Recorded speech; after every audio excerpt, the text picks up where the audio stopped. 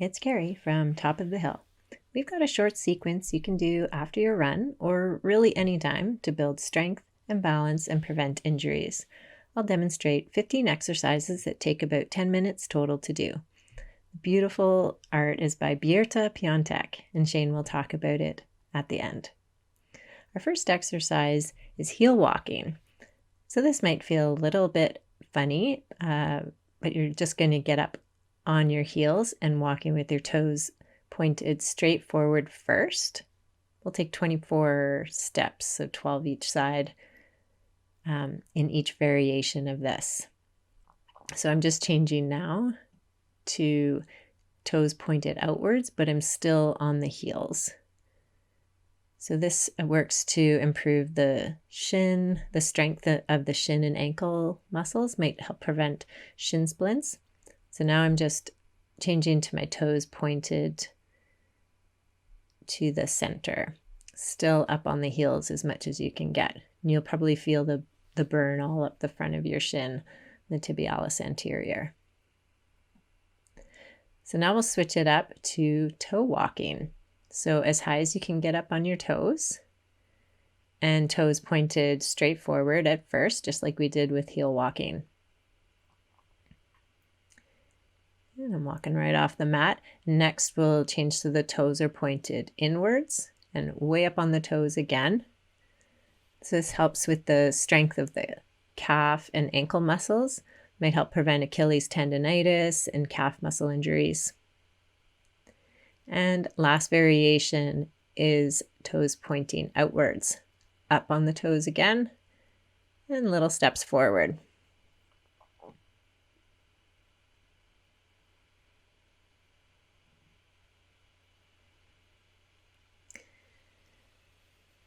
Next exercise is one of my favorites. So it's just a side hop, side to side. We're starting on the left leg. So this is my good hopping leg. So really great for balance, for ankle mobility, for calf muscle development. And now we're just switching to the right leg, which is not my great hopping leg, but important to keep doing it equally on both legs. And now it's front and back. So I've done about 30 hops on each leg in each of these variations.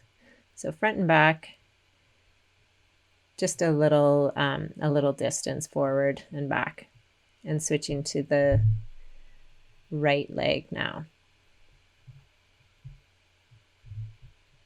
Important to always be taking opportunities to develop balance, get up on one leg when you're a runner. So down to the mat for our next one is the Pilates toe taps. So knees up at 90-degree angle and pressing your lower back into the mat really helps to engage your abdominal muscles. And you're just tapping the toe, alternating toe down onto the mat and slowly coming up. Try not to shift anything in your hips when you're doing this. And I'm doing 20 total, so 10 each side for this. Thinking about your lower back, really pressing into the mat. No space between your lower back and the mat.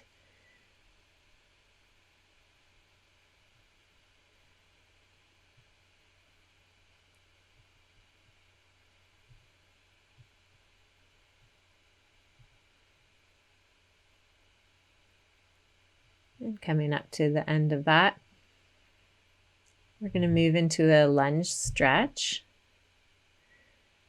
Trying to open up the hips and the hamstrings here. You might even stretch out your hip flexor on the leg that's down on the ground, on the floor. So that's for on my left side, I'm stretching out my hip flexor. My right side, I'm getting into my glutes and hamstrings. And we'll just hold this to get everything opened up and activated for our next exercise, which is a glute stabilizing, glute strengthening exercise. So switching to the other side.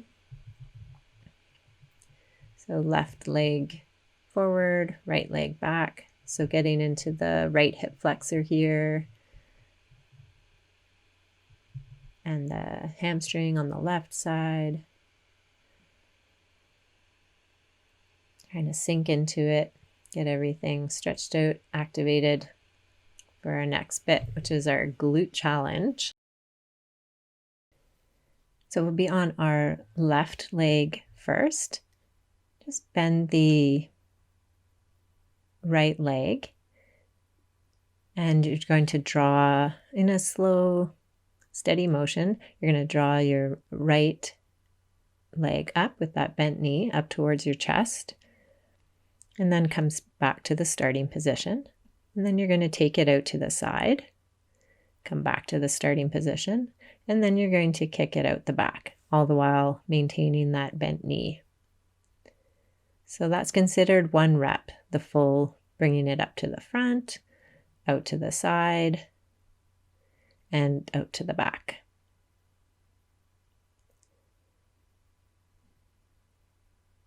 And now we're going to switch so that your right leg is the standing leg. And you're bending that left knee up and drawing it up towards the chest first, out to the side, and to the back. So always trying to think about engagement of your glutes when you're doing this, trying to keep your hips stable, a nice smooth fluid movement of the knee as you draw it up and out into the back.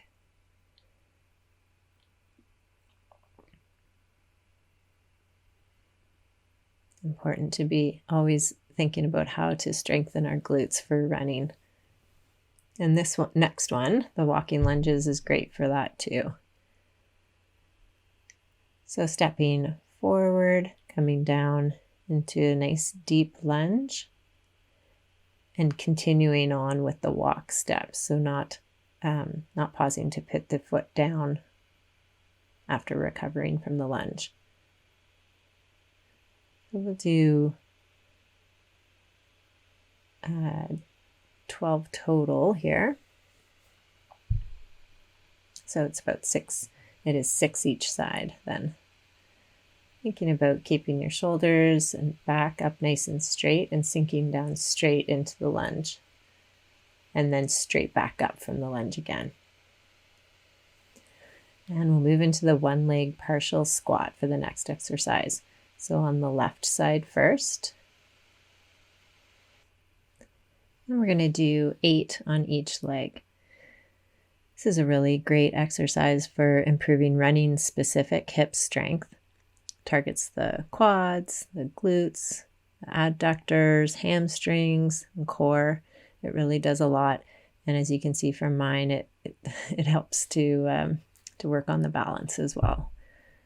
Try to think about trying to minimize that amount of shake side to side. And we're switching sides now to do 8 on the right side. So thinking about sinking down, straight down into the, like you're taking a seat in a chair. Trying to keep your upper body upright and going down as low as you can without pain in your knee and as low as the restrictions in your ankles might allow. Okay, and now we're on to balance this out down on the mat with the 1 leg hip raise. And we'll start on the left side. So thinking about pressing down through the toes and your heel on the left side. So that will really activate your hamstring muscle. And we'll do 8 on each side for this exercise too. All right, and switching to the right side, thinking about pressing down through the whole foot on the right side. I think you'll feel something extra in your hamstrings if you do that, pressing down.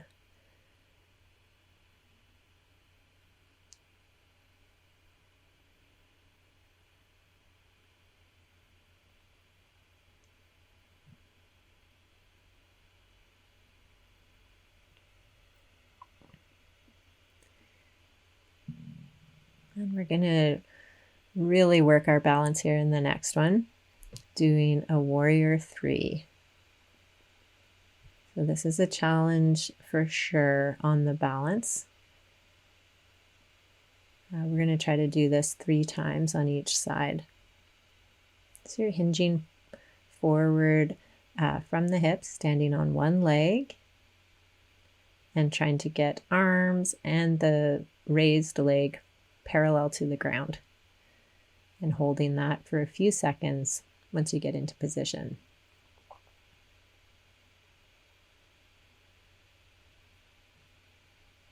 And we're going to give the other leg a try now. So really great for balance, but also for stretching the hamstring and strengthening out the glute region and the back. And forward reach and hold and balance. Coming back to the start position, and we'll try that one more time.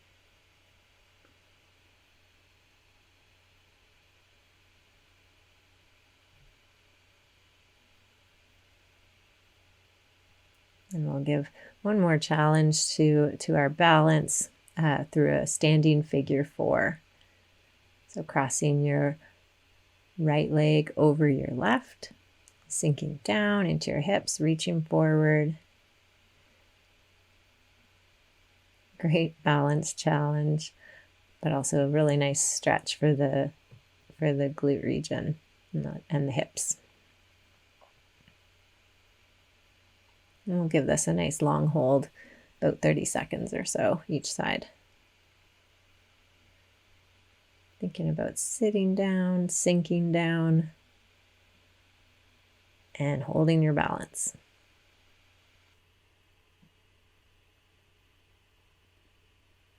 Okay, let's switch sides. So our right leg is now the standing leg, crossing the left leg over and sinking right back down into the hips. Reaching forward, sitting back, getting a nice release in the hips and the glutes.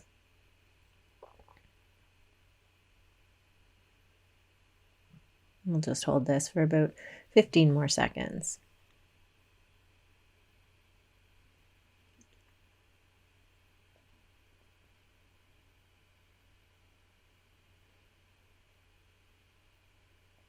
Okay, and I'm just going to go get a block. You could do this on a stair or a really thick book if you have one.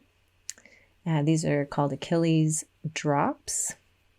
So if you're strong enough to do this just one leg at a time, you can try that. If you need to do 2, just 2 feet down at a time, do it that way. So you're just lowering your heel over the edge of the stair or step or box, and then coming up quickly. We're doing 8 on each side of this. This is a good preventive exercise for Achilles problems, and works the strength of the calf region again. And I just switched sides here, so doing 8 on the right side now. So dropping as low as you can, as low as the flexibility of your ankle allows, and drawing up quickly.